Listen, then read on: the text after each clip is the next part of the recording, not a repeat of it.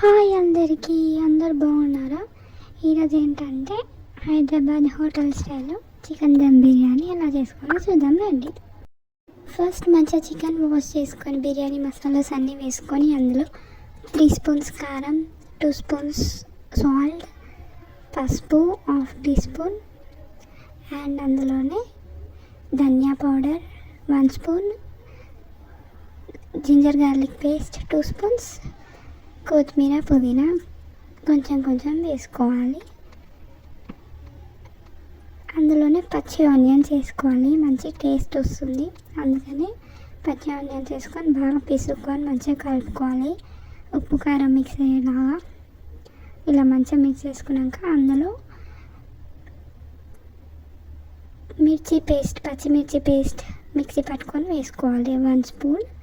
And అందులోనే బిర్యానీ మసాలా, నేనైతే Everest biryani masala వేసుకున్నా, మీ దగ్గర ఏదంటే అది వేసుకోండి. వేసుకొని కలుపుకొని అందులోనే కర్డ్ వేసుకొని మంచిగా మిక్స్ చేసుకోవాలి ఇలా.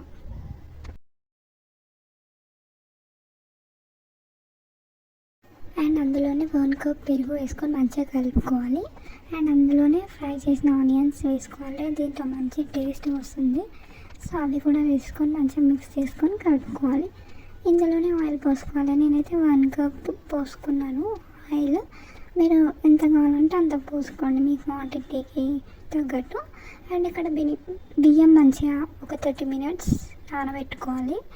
తర్వాత స్టవ్ ఆన్ చేసుకొని పొయ్యి మీద పెట్టుకొని అందులో కావాల్సిన బిర్యానీ మసాలాస్ 2-3 పచ్చిమిర్చి, అల్లం వెల్లుల్లి పేస్ట్, కొంచెం నెయ్యి అండ్ కొత్తిమీర పుదీనా వేసుకొని అండ్ అందులోనే కొంచెం లెమన్ రసం వేసుకోవాలి, నిమ్మకాయ రసం వేసుకోవాలి. మంచి కలర్ వస్తుంది అన్నంకి వైట్గా. అండ్ అందులోనే ఒక 2 స్పూన్స్ సాల్ట్ వేసుకొని ఇలా అయ్యాక తీసి పక్కన పెట్టుకోవాలి. రైస్ ఇలా మంచిగా ఉడకాలి, 80% ఉడికాక ఇలా మంచిగా పక్కన పెట్టుకోవాలి తీసి. అండ్ ఒక పెద్ద బౌల్ పెట్టుకొని అందులో కొంచెం ఆయిల్ పోసుకోవాలి, అడుగుకి మాడకుండా. ఇందాక మ్యారినేట్ చేసి పెట్టుకున్న చికెన్ వేసుకొని కొంచెం లైట్గా ఆయిల్లో ఫ్రై అయినట్టు అవ్వాలంతే. మనం దమ్ పెట్టుకుంటే ఉడికిపోతాయి. కొంచెం ఇక్కడ బౌల్లో తీసుకోవాలి చికెన్ కర్రీ అండ్ గ్రేవీ తీసుకొని పక్కన పెట్టుకొని అందులో ఒక లేయర్ తీసి పెట్టుకున్న రైస్ వేసుకోవాలి. ఇలా మంచిగా వేసుకోవాలి. తీసి పెట్టుకున్న రైస్ కరెక్ట్గా వేసుకొని అటు ఇటు కరెక్ట్గా వేసుకోవాలి. మంచిగా ఇలా వేసుకోవాలి మంచిగా. అండ్ ఇందాక తీసి పెట్టుకున్నాం కదా, అది ఇప్పుడు మధ్యలో వేసుకోవాలి. గ్రేవీ అండ్ చికెన్ ఒక దగ్గర కాకుండా మంచిగా వేసుకొని ఫ్రైడ్ ఆనియన్స్ వేసుకొని నిమ్మకాయ రసం వేసుకోవాలి. కొంచెం మొత్తం స్ప్రెడ్ అయ్యేలాగా అందులోనే నెయ్యి వేసుకోవాలి.